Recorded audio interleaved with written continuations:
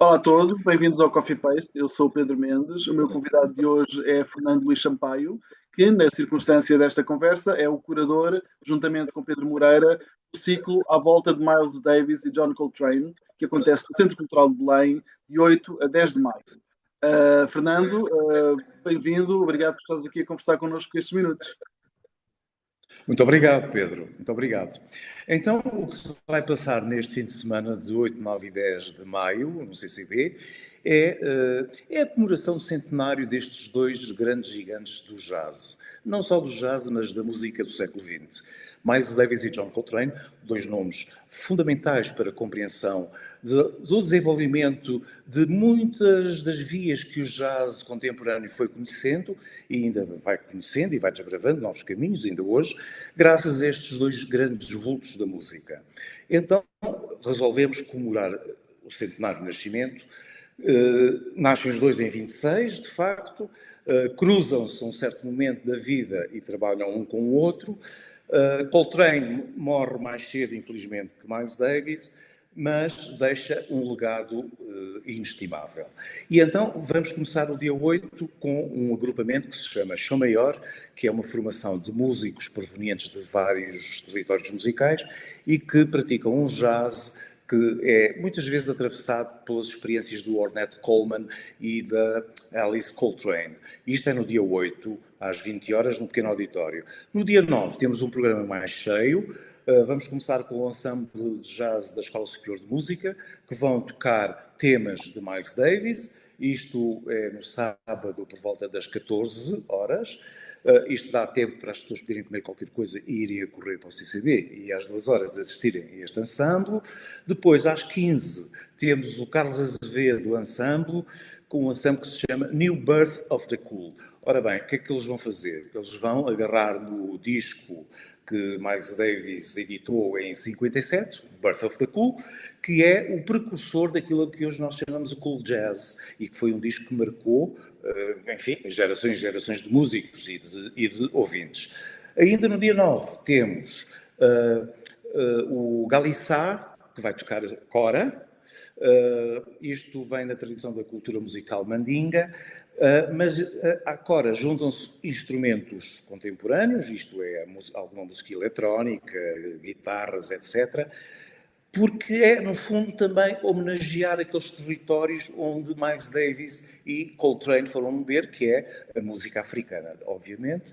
Aliás, há muitas pessoas que defendem que o jazz começa por ter a grande influência e começa por nascer em África.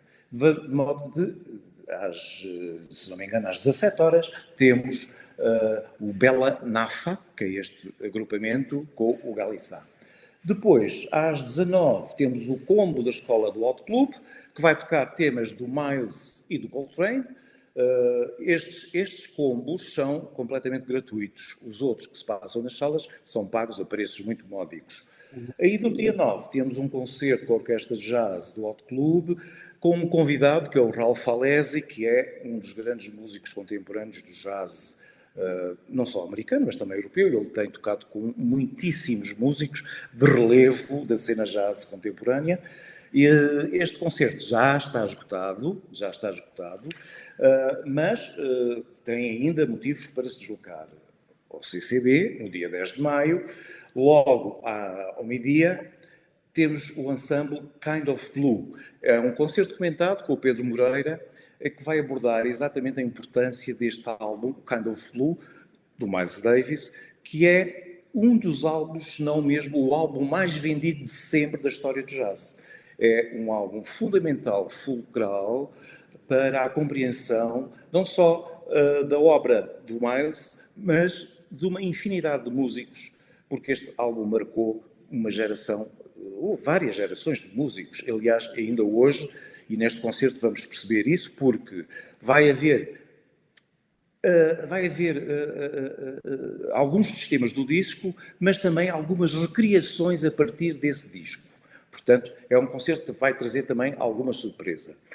Depois, há um bombonzinho, que é a exibição do filme de Louis Malle, o primeiro filme de Louis Malle, Ascenseur pour l'échafaud, Porquê? Porque tem a banda sonora do Miles Davis. O Miles Davis encontrava-se em Paris e, neste momento, o Louis Malle precisava de alguém que fizesse a banda sonora do filme, que é um filme noir, com a belíssima Jeanne Moreau, e o Miles faz a banda sonora de improviso.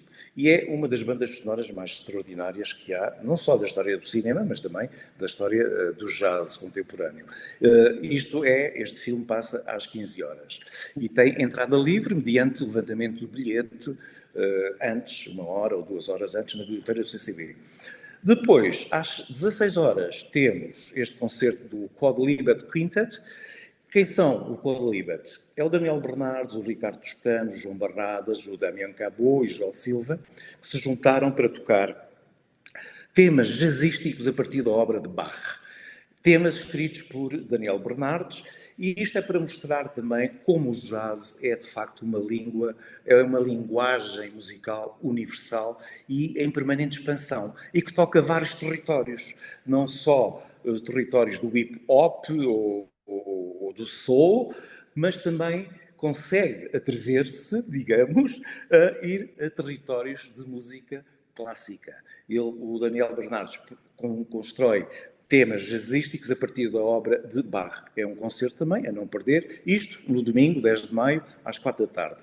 Para fechar, temos o John O'Gallagher Trio. John O'Gallagher, que é um músico americano, que vive agora em Lisboa e que é um dos grandes conhecedores da obra do Coltrane. Aliás, a tese de doutoramento dele foi exatamente sobre o Coltrane e ele é o saxofonista, e vamos ter com o seu trio só temas de homenagem a John Coltrane. Portanto, vamos assim dizer, acho que é um programa muito aliciante, 9 concertos, um filme, músicas e músicos, uns de renome internacional, com gerações mais novas, músicos portugueses e músicos internacionais, e digamos são 3 dias de festa para comemorar o nascimento destes 2 grandes, extraordinários músicos de jazz. Muito bem, feita esta visita guiada pela programação, tenho aqui outras perguntas, algumas de caráter mais transversal, que gostaria de fazer. Começando pelo título, À Volta de Miles Davis e John Coltrane, que sugere uma certa orbitalidade, uma conversa em torno de um centro, não é? Exatamente. Como é que foi a lógica programática, como é que foi construída a lógica programática destes 3 dias em conjunto com o Pedro Moreira? Isto foi em conversas com o Pedro Moreira, que eu pedi que ele me apresentasse algumas propostas, e ele apresentou-me algumas propostas que foram discutidas comigo, algumas tiveram que ser postas de lado, obviamente, e depois eu disse ao Pedro, mas para isto não ser só num universo assim tão fechado, porque nós estamos aqui a comemorar também, não só esses 2 nomes, mas também estamos a comemorar o jazz, e então vamos escolher também algumas formações que andem aqui à volta destes 2 grandes nomes.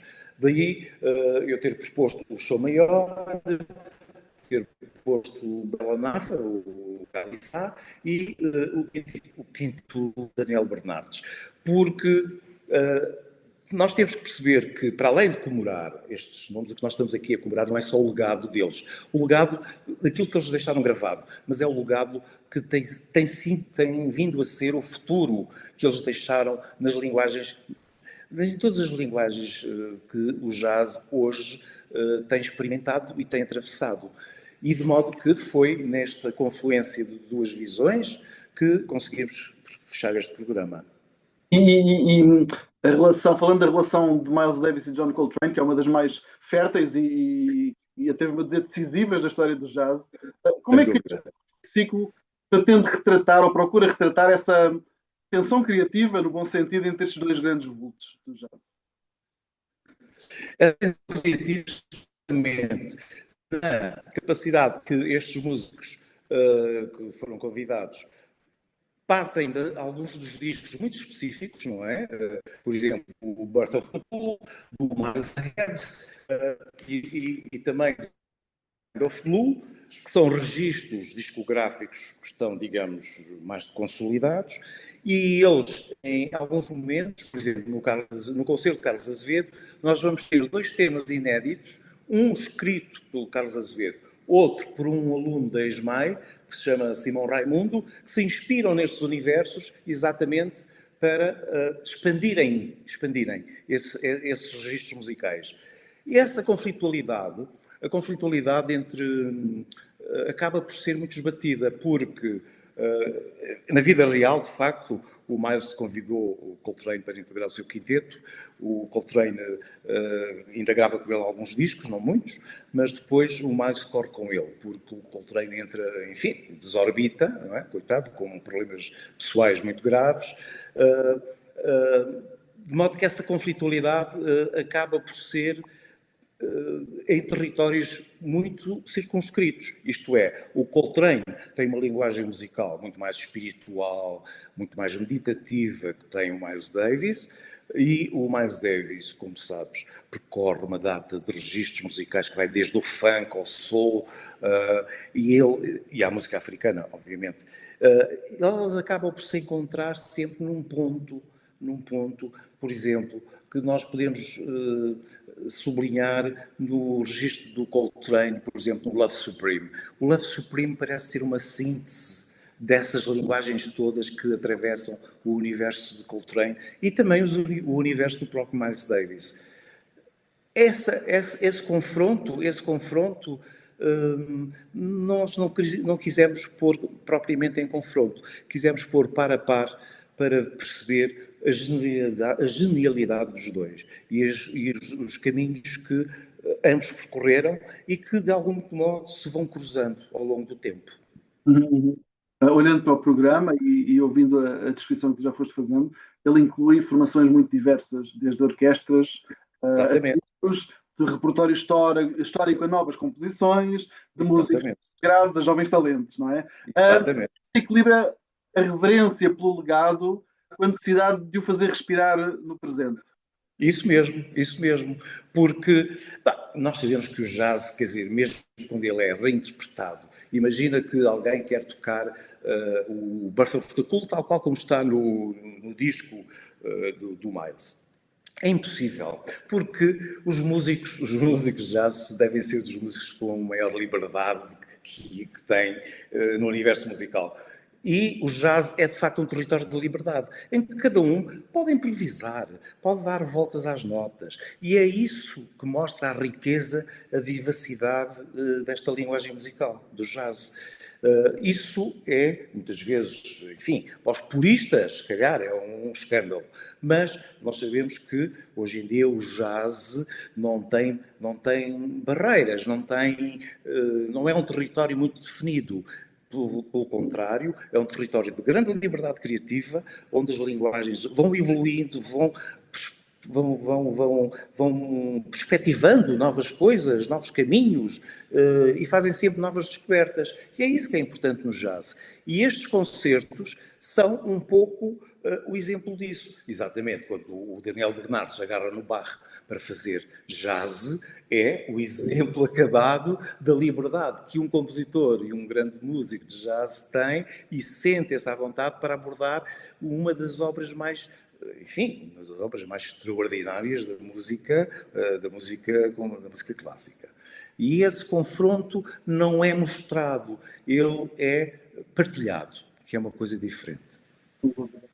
Quero que falasse um pouco da presença das escolas, a ESMO e a Escola do Hot Club. O que é que representa colocar as novas gerações em diálogo direto com este corpus de obras tão marcantes? Porque é fundamental que esta gente muito mais nova tenha contacto com a obra destes dois grandes nomes do jazz. Eu pensei que foram figuras fundamentais do século XX, mas não só do século XX, porque a influência destes dois músicos atravessa o século XX e entra pelo século XXI. E nós hoje temos, pelo mundo fora, durante este ano, 2026, vários teatros, vários centros culturais a comemorar a música destes dois grandes músicos. E são músicos que, no fundo, marcaram indelevelmente a herança do jazz que ainda hoje estamos a viver e vamos continuar a viver. E estes alunos têm, obviamente, conhecimento da história do jazz e da prática também, tem este momento de convivialidade, porque é importantíssimo trazer sangue novo para aquilo que, em princípio, é o espaço só dos consagrados. Isso não é assim. Isso não pode ser assim. A gente nova tem que ser trazida para o lado em que supostamente só estão os consagrados, para haver essa partilha. Para que os consagrados, os ditos consagrados, vejam esta geração extraordinária que está a crescer no país todo de músicos, e também para dar uma oportunidade para eles tocarem e para se sentirem já pessoas com capacidade para poderem tocar e apresentar-se num fim de semana comemorativo destes dois grandes nomes. Essa partilha de conhecimentos é fundamental. E nós sabemos muito que isto é uma prática muito comum no jazz. E não só no jazz, mesmo na música clássica, mas há cada vez mais essa ideia, que é fundamental, de partilha de conhecimento e de partilha de práticas. E é isso que, no fundo, também estas duas escolas significam, integrarem esta programação. Falaste da história do jazz e, de facto, o jazz tem uma relação particular com a memória, que revisita, reimagina, transforma de alguma forma. O que é que tu esperas que o público leve consigo depois destes 3 dias de música? Olha, Pedro, espero que as pessoas tenham, sobretudo, que se divirtam bastante.